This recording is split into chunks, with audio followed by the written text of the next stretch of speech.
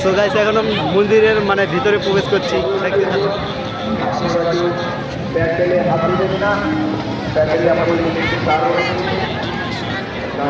System ভালো হয়ে গেছে।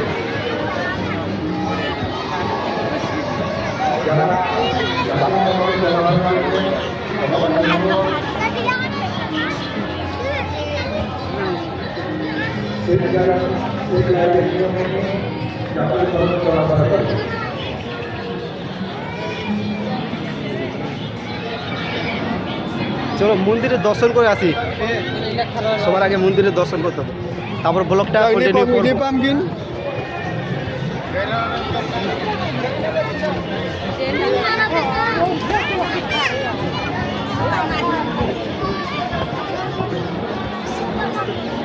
অনেকেই মানুষ বলছে তো ভাই মানে কানের মধ্যে কেন হেডফোন পড়ছিস ভাই, মানুষের আওয়াজ শুনবো, এটা তো আমাকে